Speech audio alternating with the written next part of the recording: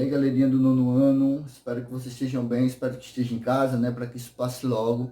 Quero lembrar vocês que logo após assistir a aula de hoje, né, nos vídeos, eu quero que vocês passem a postal de vocês, tá bom? Aí falando sobre uma das tribos indígenas aqui do Brasil, beleza? Então vamos lá. Galera, a aula de hoje é justamente dando uma continuidade daquelas aulas anteriores, né? A gente trabalhou justamente com essa figura do índio aqui, né, no Brasil, né? E aí a gente vai construir justamente o nosso pensamento sobre essa questão do índio brasileiro, tá bom? Como vocês viram lá nas aulas passadas, a figura do negro, a figura do índio também, ela é muito marginalizada. Por quê, professor? Porque muitas das vezes nós, os brasileiros, a gente não dá o valor devido que a população indígena tem em nossa sociedade. Por quê? Porque tudo isso aqui, toda essa terra, pessoal, antes da chegada dos europeus, era justamente dos índios. E os índios também têm um contexto de luta na nossa sociedade. Por quê?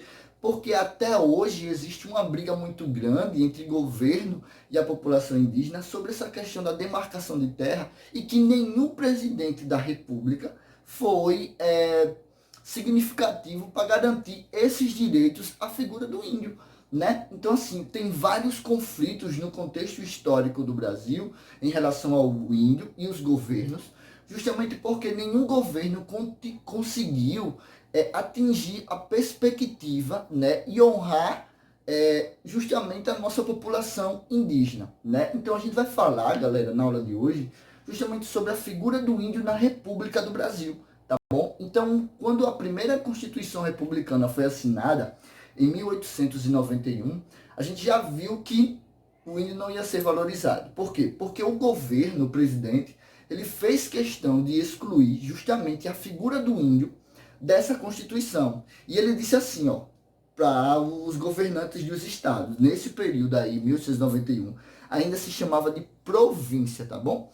Então ele disse assim, ó, vocês terão a responsabilidade de criar leis para que possa cuidar do índio, né? E aí ele jogou uma batata quente justamente na mão dos governadores. Só que nesse período, galera, a gente tem o grande proprietário de terra, né? A gente tem um cara que tinha muita terra. E ter o indígena ali era uma dor de cabeça. Como é que eu vou dar direitos a uma pessoa que eu acho que está na minha terra? Então, o que foi que aconteceu?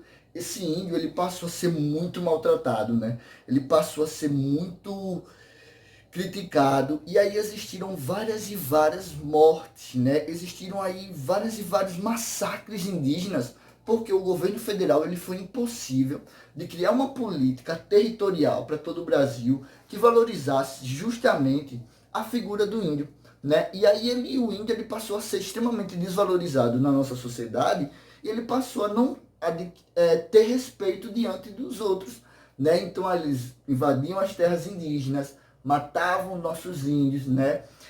Executavam, realizavam massacres e massacres, até que a resistência indígena não aguentava, né? Por quê? Porque já estava demais, né? Um exemplo disso, galera, eu vou citar aqui duas regiões para vocês, né? Como esse índio foi tratado na região norte e na região sul.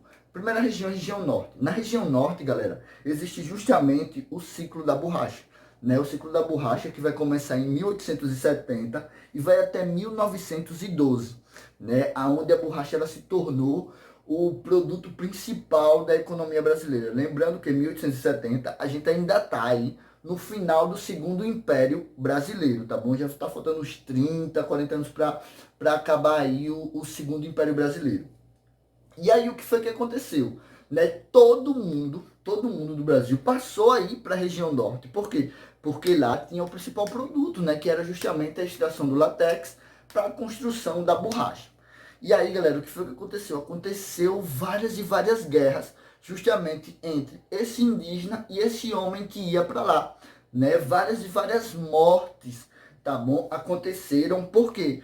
Porque o governo foi incapaz de impedir esses massacres à figura dos nossos índios, né? Já na região sul, esse acontecimento foi extremamente diferente, né? Porque na região sul, galera, a região sul do Brasil, né, como vocês sabem aí, é a região onde recebeu a maior quantidade de imigrantes europeus, né? E aí existia justamente esse conflito na região sul né, na entre imigrantes e indígenas, né? E para completar essa situação, e para piorar ainda mais essa situação dos indígenas aqui no Brasil, existia um grupo, né, que era responsável justamente por exterminar os índios, que eram os bugreiros, né? Os bugreiros, eles eram os grupos, né, formados justamente para matar, né, a população indígena.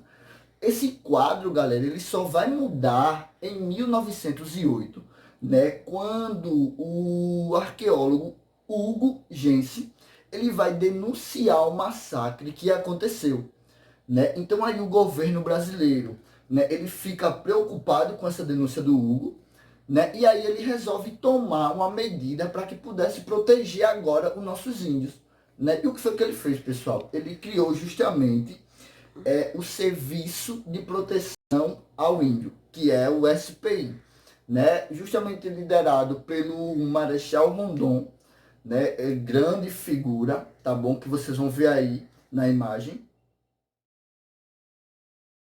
O cara que vocês viram aí na imagem é justamente o Marechal Rondon, né? Ele assumiu o Serviço de Proteção ao Indígena em 1910, quando ele foi criado, e ele tinha uma política, né? Ele tinha uma política muito baseada nos ideais positivistas, né? Então ele preservava os índios, ele tentava proteger, né? Ele levava presente, né? Ele vestia os indígenas, né? E sem contar que ele também ensinava os indígenas a tocar instrumentos musicais, né? Só que logo após a saída do Marechal Rondon, né, vieram outros líderes para o serviço de proteção ao indígena. E esses líderes, eles, por uma certa parte ou não, eles tinham sempre acordo com o governo. E aí eles passaram, galera, a esconder os absurdos que o homem fazia justamente com os indígenas brasileiros sobre essa questão da demarcação da terra, né? Então, vários massacres ocorriam com o indígena brasileiro, né? Várias e várias mortes. Ó, lembrando que em 1910 foi criado o serviço e ele durou até 1960, né? Até a década de 60, quando ele passou a ser investigado e foi visto dentro dele os absurdos que eram escondidos pelos antigos líderes, pelo fato de eles estarem ligados à figura do governo, né? Então foram muitos e muitos massacres escondidos, muitas e muitas mortes, muitos roubos de terra indígena, né?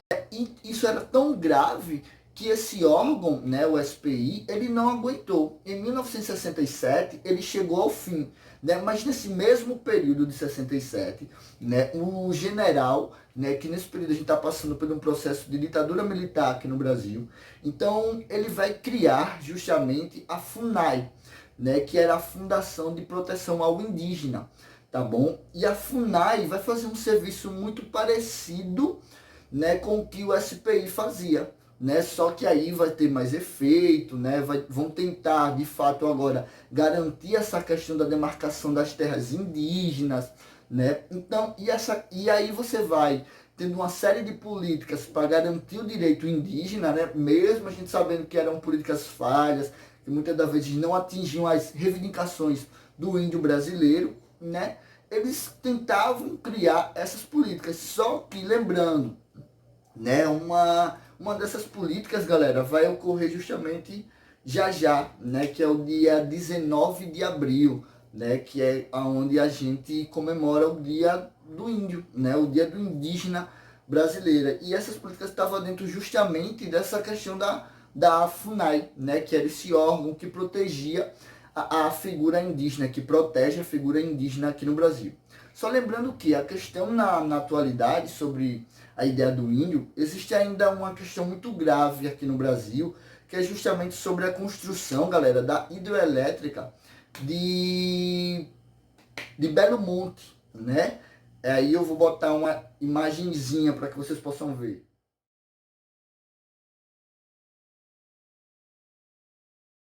Justamente da hidroelétrica de Xingó, né, de Belo Monte, desculpa, de Belo Monte, não de Xingó, né, ela vai ocorrer justamente já no governo da presidente Dilma, né, no seu primeiro mandato, né, quando ela aprova aí essa construção dessa hidrelétrica e os índios, né, os nossos índios, eles afirmam que ela vai causar um grande dano, tanto para a questão da fauna e da flora, como também para essa questão da marcação das terras indígenas aqui no Brasil, tá bom? Então, galera, estudem, né? Continuei estudando, vou passar justamente também umas atividadezinhas, tá bom? Quero ver agora mesmo o vídeo de vocês. Quem estiver dormindo, acorda, vai gravar o seu vídeo, beleza?